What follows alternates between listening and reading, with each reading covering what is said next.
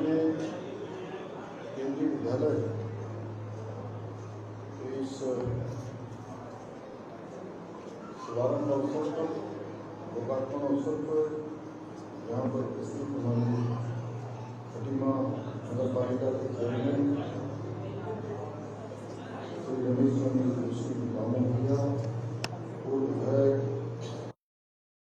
Doctor Prem Singh Rana ji, पूर्व विधायक श्री राजेश शुक्ला जी, जिलाध्यक्ष भाजपा श्री कमल जिंदल जी, महापौर रुद्रपुर विकास शर्मा जी, शंकर कोरंगा जी, डॉक्टर अनिल टक्कू जी, मोहम्मद रफिया जी, नंदन सिंह जी, श्री रंजीत सिंह नामधारी जी, हमारे बड़े नामधारी जी, और सभी यहाँ पर आए हुए सभी हमारे जनप्रतिनिधिगण, विद्यालय के प्राचार्य,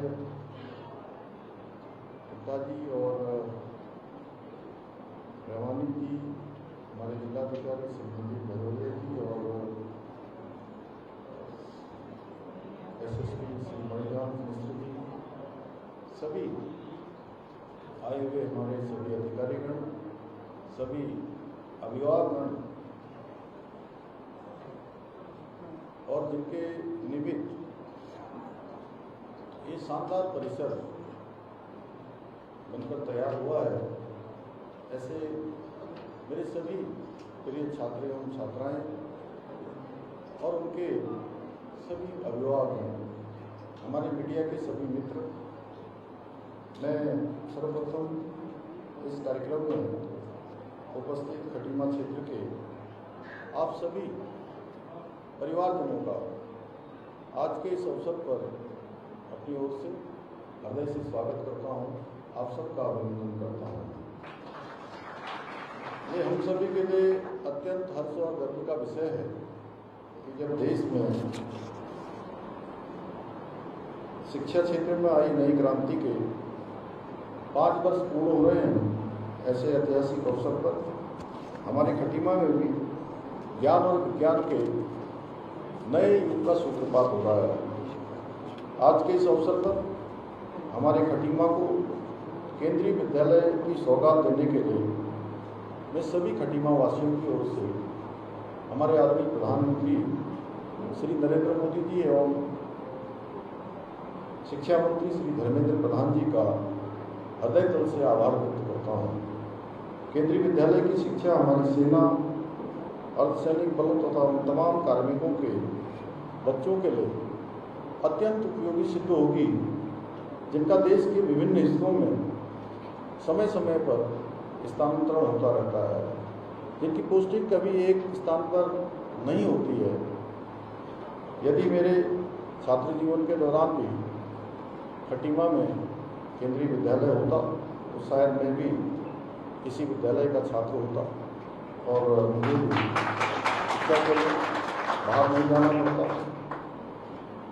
और इसलिए विधायक रहते हुए मैंने खटीमा में केंद्रीय विद्यालय की स्थापना हेतु हर संभव प्रयास किए। अनेक बार ये प्रयास पहाड़ जैसे लगते थे और मैं आप सबको जरूर बताना चाहता हूँ कि जब मैं केंद्रीय विद्यालय के लिए मैंने 2014 में जब आदरणीय प्रधानमंत्री श्री नरेंद्र मोदी जी देश के प्रधानमंत्री बने तो मैंने तब से प्रयास किया। तो बहुत बार मुझे लोग मजाक में कहते थे कि यहाँ खटीमा में केंद्रीय विद्यालय कैसे खुल सकता है। मेरे बहुत सारे मित्र हैं जो प्रशासनिक सेवाओं में देश और प्रदेश के अंदर सेवाएं दे रहे हैं, उनसे भी जब मेरी बात होती थी तो कहते थे कि केंद्रीय कर्मचारियों का इतना अंश वहाँ पर होना चाहिए, इतनी सारी फॉर्मेलिटीज होनी चाहिए पूरी, और वो खटीमा में पूरी नहीं होती है। भाइयों बहनों, मुश्किल था यहाँ पर ज़मीन मिलना भी बहुत मुश्किल काम होता था। ये ज़मीन भी 2 बार बदली गई, एक बार ज़मीन उधर हो गई, आधी इधर हो गई, बीच में नाला आ गया, फिर बीच में नितिन जी आपके रहने से पहले यहाँ इसके ऊपर से एक बड़ी बिजली की हाई टेंशन लाइन भी जा रही थी। अब हाई टेंशन लाइन को शिफ्ट करना उसका भी एक बड़ा बजट था। उसके बाद एक ज़मीन हमने जो पहले यहाँ पर चिन्हित की थी, वो ज़मीन यहाँ पर मत्स्य विभाग को आवंटित हो गई। और जब मैं देहरादून गया, तत्कालीन उस समय के अपर मुख्य सचिव थे श्री रणवीर सिंह जी, उनके पास मैंने कहा कि मुझे केंद्रीय विद्यालय संगठन को जो है वो ज़मीन की अनापत्ति राज्य सरकार की तरफ से भेजनी है। तो उन्होंने कहा वो ज़मीन तो मत्स्य विभाग को चली गई है, इसमें तो जल भराव होता है, यहाँ पर केंद्रीय विद्यालय नहीं बन सकता। वहाँ पर जो रिपोर्ट आई है उसके अनुसार ये विद्यालय नहीं बनेगा। राजू जी समझ रहे हैं? तो मैंने उनको कहा कि मैं यहीं पैदा हुआ हूँ, यहीं बड़ा हुआ हूँ, मैं भली भांति जानता हूँ कि कहाँ जल भराव होता है और कहाँ नहीं होता है। इसलिए आप जो करिए, मैं किसी भी कीमत पर ये केंद्रीय विद्यालय की ज़मीन किसी अन्य काम के लिए नहीं देने दूँगा। और उसके लिए मुझे कुछ भी करना पड़ेगा। शुक्ला जी आप भी हमारे साथ थे, लेकिन आप उस दिन नहीं थे। मेरे दो अन्य मित्र थे जो हरिद्वार वाले, दोनों विधायकगण थे, हम 3 लोग गए थे। और मैंने कहा कि आपको ये आदेश बदलना पड़ेगा। अंततः ये आदेश बदला, केंद्रीय विद्यालय के लिए ज़मीन आवंटित हुई। और फिर बाद में मैंने मुख्यमंत्री की समीक्षा में जो मेरे से पहले वाले मुख्यमंत्री थे, मैं उस समय सामान्य यहाँ का विधायक था, इस क्षेत्र की जनता ने मुझे चुना था, और उसमें समीक्षा बैठक में मैंने तय करवाया कि निःशुल्क रूप से केंद्रीय विद्यालय की ज़मीन जो चिन्हित की गई है वो निःशुल्क रूप से केंद्रीय विद्यालय संगठन को स्थानांतरित की जाएगी। उसका आदेश हुआ और इसका मार्ग प्रशस्त हुआ केंद्रीय विद्यालय बनने का। लेकिन उसके बाद भी भारत सरकार में अनेक औपचारिकताएँ होती हैं, और उस समय के यहाँ के सांसद आदमी कोश्यारी जी, उनका भी बहुत बड़ा योगदान था। उनको लगातार हम कहते थे कि आप जो है इसको भारत सरकार में आप इसकी जल्दी से जल्दी पैरवी करिए और हमको जो है यहाँ पर स्वीकृति दिलाइए। 2019 में भारत सरकार की कैबिनेट में खटीमा समेत कुछ विद्यालयों को स्वीकृति प्राप्त हुई, उसमें से हमारे खटीमा का भी नंबर आया। और मैं इसमें अगर बोलूँगा तो मैं कई घंटों तक बोल सकता हूँ। ये सामान्य काम नहीं है यहाँ पर केंद्रीय विद्यालय खुलना। मैं इतना आप सबसे कहना चाहता हूँ, इसके लिए मैं 1 घंटे तक बोल सकता हूँ।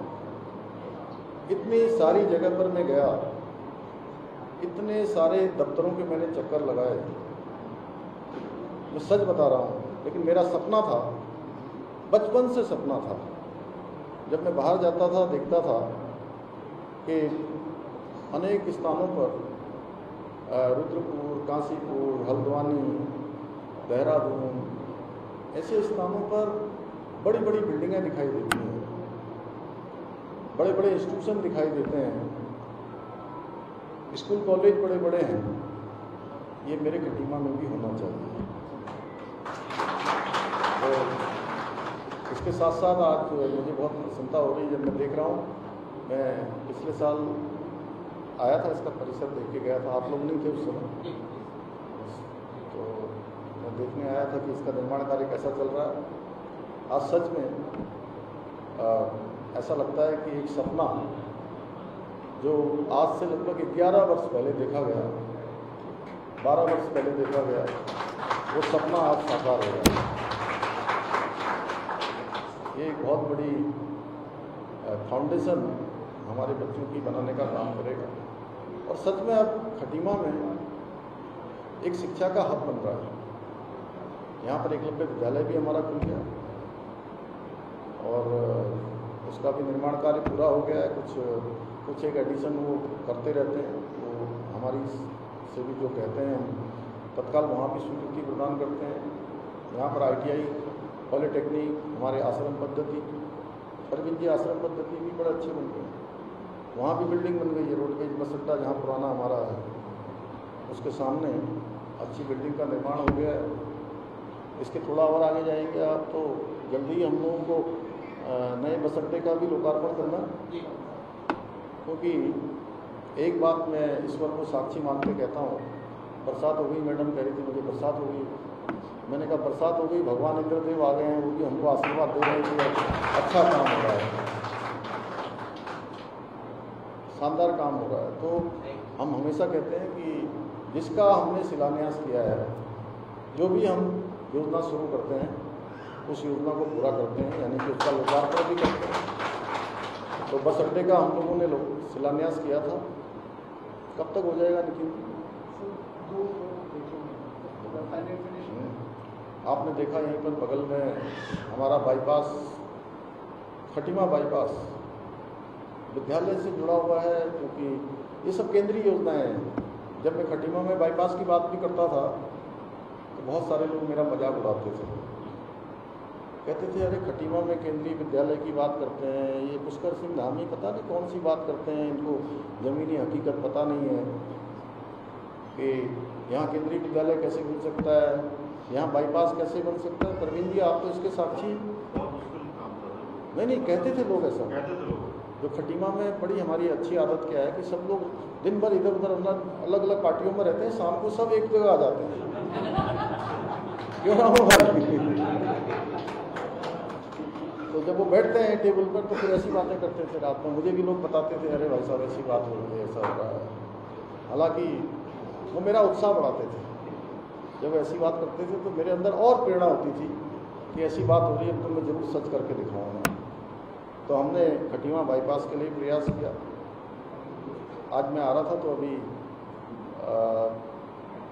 गाड़ी में मेरे साथ कमल जिंदल जी थे, तो मैं इनसे कह रहा था कि बिल्कुल जो है देखिए यहाँ खटीमा की बाज़ार पूरी खाली पड़ी हुई है, रास्ता साफ है एकदम, नहीं तो यहाँ पर आप लोगों को पता है कितने घंटे लगते थे, यहाँ कई घंटे लग जाते थे वहाँ से अमाउंट से लेकर यहाँ गंजाबाग चौराहे के आगे तक पहुँचते हैं, और आज पूरा रास्ता साफ। ऐसे ही हमारे जैसे ये है केंद्रीय विद्यालय, ऐसे ही हमारी मिलिट्री की CSD canteen, Shukla ji CSD canteen, और मैं कहता था CSD कैंटीन भी यहाँ खुलनी चाहिए। और ये मुख्यमंत्री बनने के बाद नहीं करें, नहीं ये मैं विधायक था तब के काम है, जिस समय मैं MLA था, ये बात लिखने वाली है।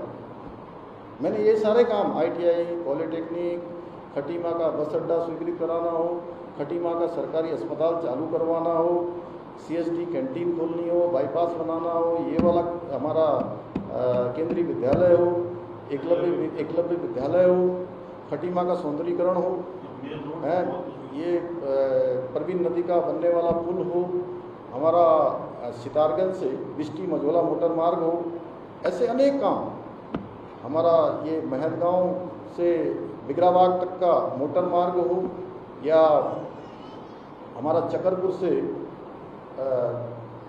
वो जो बीच में मार्केट है हमारी, चकरपुर से आलाबेटी बगिया घाट तक का मार्केट हो। इतने मैं बोलूँगा तो मैं सच बता रहा हूँ आपको, मैं कई घंटे बोल सकता हूँ, क्योंकि यहाँ से हमारा काम शुरू हुआ है। इसलिए आज हम सबके लिए बड़ा हर्ष का विषय है कि इसका लोकार्पण देश के शिक्षा मंत्री जी के कर कमलों से संयुक्त रूप से हो गया है, मुझे पूरा विश्वास है। और इस केंद्रीय विद्यालय की स्थापना से यहाँ के बच्चों के लिए गुणवत्तापूर्ण शिक्षा के नए द्वार खुलेंगे, बल्कि ये विद्यालय हमारे बच्चों के समग्र विकास में बहुत महत्वपूर्ण भूमिका निभाएगा। भाइयों बहनों, किसी भी देश का सामाजिक और आर्थिक विकास उसकी शिक्षा और गुणवत्ता पर निर्भर करता है। इसीलिए आदरणीय प्रधानमंत्री जी के नेतृत्व में देश के अंदर नई शिक्षा नीति लाई गई, जिसके आज सफलतापूर्वक 5 वर्ष पूरे हो रहे हैं।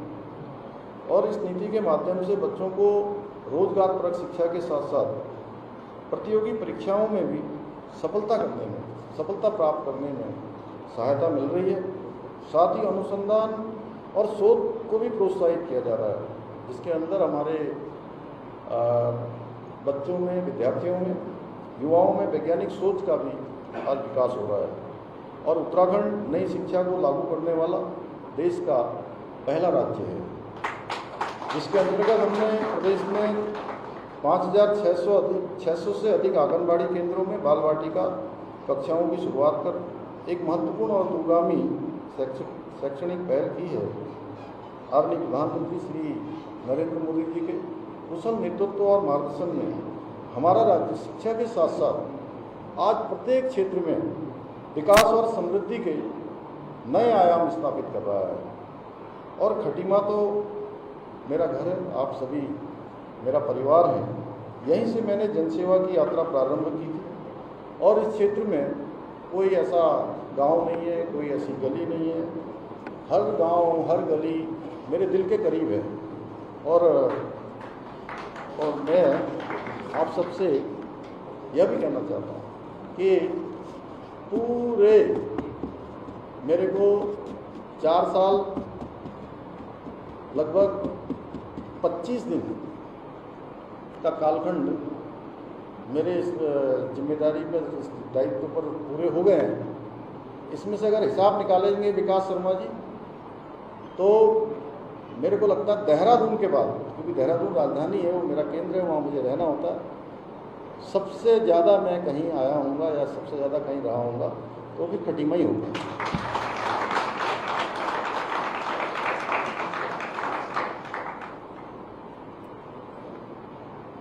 खटीमा की माटी और यहाँ के लोगों से सच में मुझे बहुत ऊर्जा प्राप्त होती है, बहुत प्रेरणा मिलती है। उसी के बल पर मैं प्रदेश के विकास के लिए कार्य कर पा रहा हूँ। हमारी सरकार खटीमा में स्वास्थ्य, शिक्षा, पेयजल से लेकर बुनियादी ढांचे को मजबूत करने के लिए कई हमने महत्वपूर्ण कदम उठाए हैं। राष्ट्रीय स्तर के अभी हमारी नेशनल गेम्स की प्रतियोगिता यहीं हमारे चकरपुर के, मैं बताना भूल गया था, एक हमारा शानदार स्टेडियम भी बनकर तैयार हो गया है। वह भी मेरा एक बहुत बड़ा ड्रीम प्रोजेक्ट था, वह भी पूरा हुआ। और उससे ज़्यादा खुशी हुई कि इस बार नेशनल गेम्स की एक प्रतियोगिता हमारी मलखम्ब की वहाँ पर आयोजित की गई। साथ ही इस क्षेत्र में कनेक्टिविटी बढ़ाने के लिए भी अनेक काम हो रहे हैं। सड़कों का व्यापक नेटवर्क विकसित किया जा रहा है। यही नहीं, अभी हाल ही में हमारी सरकार ने खटीमा और टनकपुर के बीच में, मैंने यही घोषणा करी थी, क्योंकि 9 अप्रैल को एक बड़ा यहाँ पर बड़ा सैनिक सम्मेलन किया गया था कि खटीमा और टनकपुर के बीच एक भव्य सैन्य धाम स्मारक बनाने की भी घोषणा की है, जिस पर जल्दी ही कार्य प्रारंभ हो जाएगा। इतना ही नहीं, हमने एक और जहाँ राजकीय महाविद्यालय खटीमा में एमकॉम और एमएससी की कक्षाएँ भी शुरू कर दी हैं। विकास कार्यों की लिस्ट इतनी लंबी है प्राचार्य जी, अगर मैं इसको बोलूँगा और इतने कम समय में सभी का नाम लेना भी संभव नहीं है, लेकिन इतना कहूँगा कि खटीमा मेरा घर है और यहाँ के विकास में मैं यहाँ का भाई, बेटा, सबके मेरे साथ पढ़े हुए लोग, जिन्होंने राजकीय ठाड़ू इंटर कॉलेज में पढ़ाई करी है, कुछ लोगों ने लोहिया हेड में मेरे साथ पढ़ाई करी है, कुछ लोगों ने नगरा तराई की प्राइमरी पाठशाला में पढ़ाई करी है।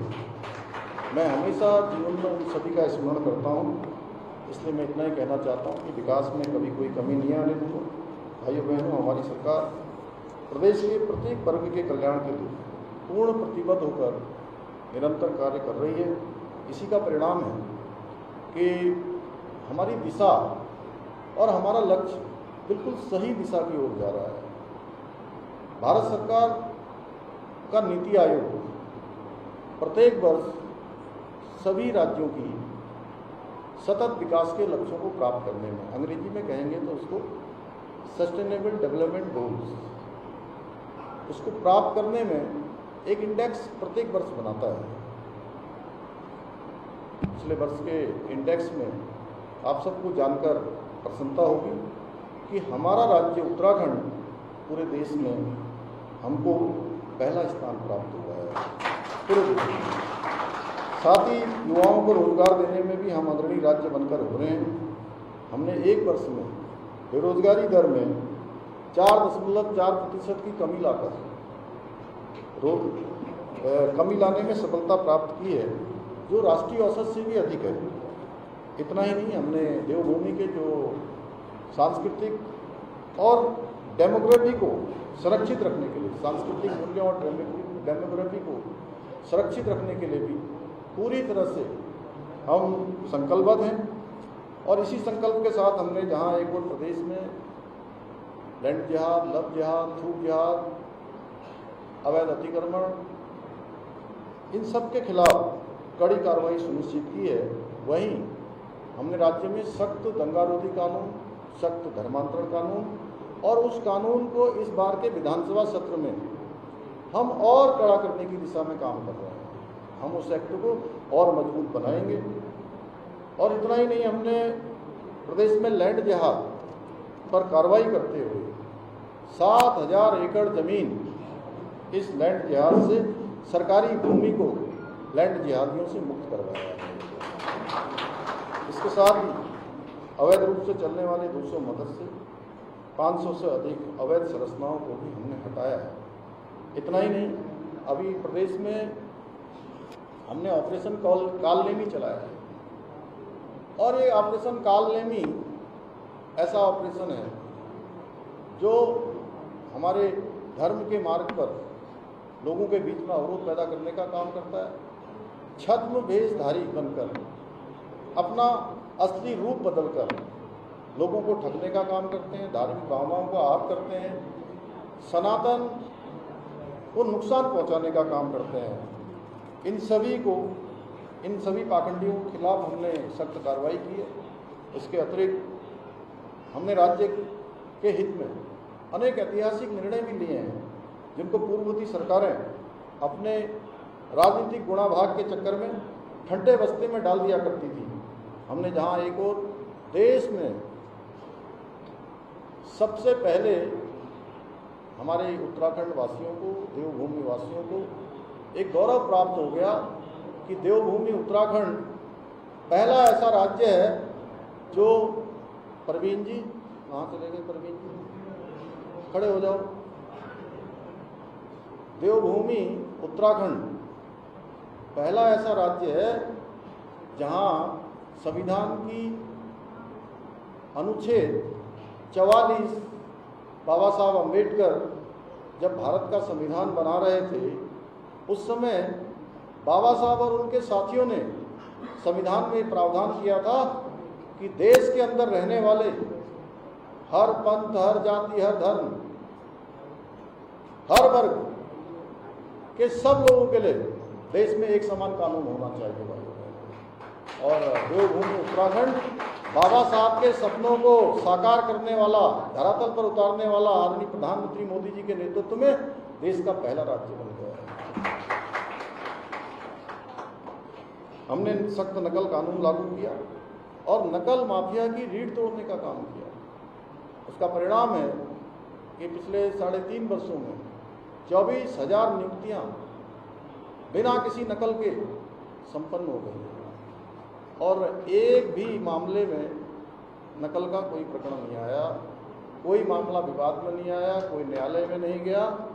और अब सिलेक्शन का आधार, चयन का आधार नकल माफिया नहीं है, नकल करना नहीं है, भ्रष्टाचार नहीं है, भाई भतीजावाद नहीं है।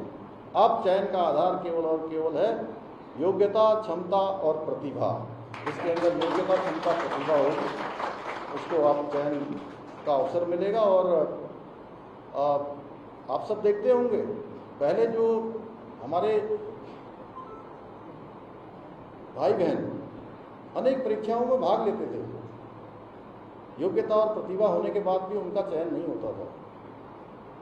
वर्षों तक परीक्षाएं दे रहे थे, लेकिन रिजल्ट आता था तो उनका नाम ही नहीं आता था। नाम आता था उनका जो नकल माफियाओं से सांठगांठ करते थे, भ्रष्टाचार में लिप्त होते थे, ऊंची पहुंच रखने वाले होते थे। भाइयों बहनों, हमने इस धारणा को बदला है। अब मौका सामान्य परिवार के बेटे बेटियों को, उनके माता पिता को, अपने बेटे बेटियों को चयन के आधार पर प्राप्त हो रहा है। और एक साथ कुछ एक छात्र एवं छात्राएं ऐसे हैं, ऐसे बच्चे हैं हमारे सामान्य परिवारों के, जो एक साथ 4-4, 5-5 परीक्षाओं में उनका चयन हो रहा है। 4-4, 5-5 नौकरियां एक साथ उनकी लग रही हैं भाइयों बहनों। यही नहीं, हमने भ्रष्टाचारी रूपी दीमक को भी जड़ से समाप्त करने के लिए हम जीरो टॉलरेंस की नीति के तहत काम कर रहे हैं। और पहले के समय में भ्रष्टाचार में लिप्त छोटे छोटे कर्मचारी पकड़े जाते थे, ऐसी धारणा बन गई थी प्रदेश के अंदर। पहली बार हमने राज्य स्थापना के 25 सालों में पहली बार भ्रष्टाचार के खिलाफ निर्णायक लड़ाई हमने प्रारंभ कर दी और हमने धारणा बदलने का काम भी किया है कि छोटे छोटे कर्मचारी नहीं, छोटी छोटी मछलियां नहीं, बड़ी मछलियां, और बड़ी मछलियों के साथ साथ अगर भ्रष्टाचार में लिप्त हैं तो मगरमच्छों को भी पकड़ने का काम किया है। और इसमें हमने 200 से भी अधिक लोगों को जेल की सलाखों के पीछे पहुंचाया है। भाइयों बहनों, उत्तराखंड को देश का श्रेष्ठ राज्य बनाने के हमारे विकल्प रहित संकल्प को पूरा करने के लिए हम निरंतर प्रयास कर रहे हैं। मुझे पूरा विश्वास है इस संकल्प को साकार करने के लिए हमारे खटीमा के मेरे आप सभी परिवारजन इसी प्रकार हमारी सरकार के साथ कंधे से कंधा मिलाकर अपना योगदान देते रहेंगे, अपना समर्थन देते रहेंगे, अपना आशीर्वाद प्रदान करेंगे। इसी विश्वास के साथ मैं आप सभी को केंद्रीय विद्यालय के आज विधिवत लोकार्पण की बहुत बहुत बधाई देते हुए, शुभकामनाएं देते हुए सभी शिक्षक गणों को, प्रधानाचार्य जी को, उनकी पूरी टीम को, सबको मैं बहुत बधाई देता हूं। और हमारे विद्यार्थियों को, छात्र छात्राओं को, बच्चों को, उनके अभिभावकों को बच्चों के उज्जवल भविष्य की कामना करते हुए अपनी बात को समाप्त करता हूँ। बहुत बहुत धन्यवाद।